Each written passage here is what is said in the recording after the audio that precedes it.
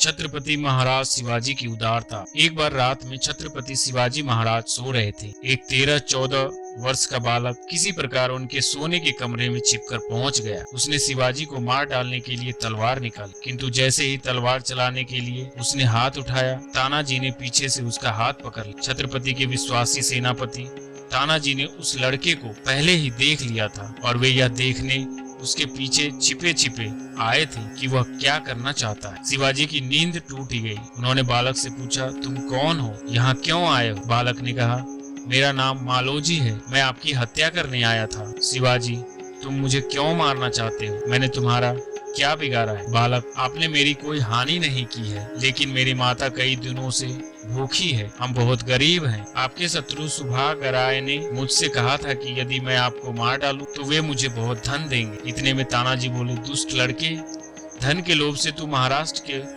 उद्धारक का वध करना चाहता था, अब मरने को तैयार हो जा। बालक तनिक भी डरा नहीं। उसने तानाजी के बदले शिवाजी से कहा, महाराज, मैं मरने से डरता नहीं हूँ, मुझे अपने मरने की चिंता भी नहीं है, लेकिन मेरी माँ बीमार है और कई दिनों से भूखी है, वो मरने को पड़ी है। आप मुझे एक बार घर जाने दीजिए, माता के चरणों में प्रणाम करके मैं फिर आपके पास लौट आऊंगा। मैंने आपको मारने का यत्न किया, अब आप मुझे मार डालें, यह तो ठीक ही है, परंतु मुझे थोड़ा सा समय दीजिए। तानाजी ने कहा, तू हमें बातों से धोखा देकर भाग नहीं सकता। बालक बोला, मैं भागूंगा नहीं, मैं मराठा हूँ, मराठा झूठ नहीं बोलता। शिवाजी ने उसे घर जाने की आज्ञा दे दी। बालक घर गया। दूसरे दिन सवेरे जब छत्रपति महाराज शिवाजी राज दरबार में सिंहासन पर बैठे थे, द्वारपाल ने आकर सूचना दी कि एक बालक महाराज के दर्शन करना चाहता है। बालक बुलाया गया।